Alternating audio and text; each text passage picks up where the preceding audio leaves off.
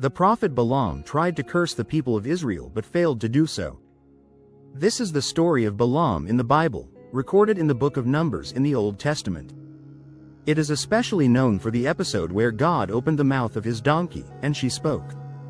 In this video, you will understand who Balaam was according to the Bible. According to the biblical text, Balaam was the son of Beor and lived in Pethor, near the Euphrates River. Although the exact location of this region is uncertain, some scholars believe it might be near Haran, where the patriarch Abraham also lived. Balaam appears in the biblical narrative at a time when the Israelites were achieving significant victories. They had defeated the Amorites and conquered the entire land of Arnon, positioning themselves north of Moab's territory. When the Moabites saw that the people of Israel were numerous and victorious, they were filled with fear. Then Balak, king of Moab, sought out Balaam, a man known as a seer in the region.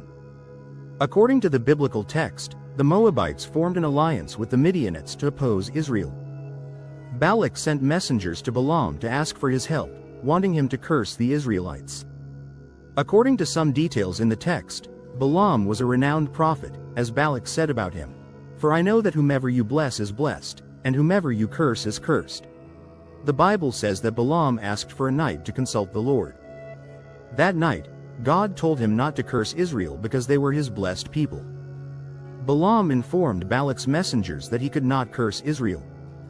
However, Balak decided to send other messengers, promising great rewards for Balaam to curse the Israelites. Once again, Balaam asked them to wait another night to consult the Lord.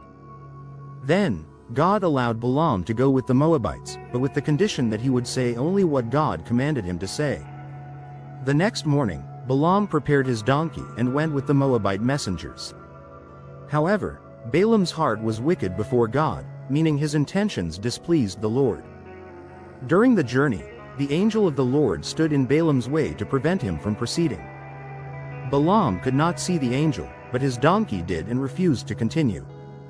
Angered by the donkey behavior, Balaam struck her 3 times. Then God made the donkey speak. The donkey said to him, "What have I done to you to make you beat me these 3 times?" Balaam replied, "Because you have mocked me. If only I had a sword in my hand, I would kill you now." The donkey answered, "Am I not your donkey, which you have always ridden until today? Have I ever done this to you before?" Balaam replied, "No." Then the Lord opened Balaam's eyes, and he saw the angel of the Lord standing in the way with his sword drawn. Balaam bowed his head and fell face down. The angel of the Lord rebuked Balaam but allowed him to continue, warning him again to speak only what God commanded. When Balaam met Balak, he warned him that he could only say what God put in his mouth. Despite this, Balak took him to curse Israel. However, instead of curses, Balaam pronounced blessings over the Israelites. In the first prophecy, Balaam declared that he could not curse those whom God had not cursed. In the second prophecy, he affirmed that God was with the Israelites, guaranteeing them victory over the Moabites. In the third prophecy, Balaam spoke of the blessings God had planned for Israel and warned that anyone who tried to curse them would be cursed.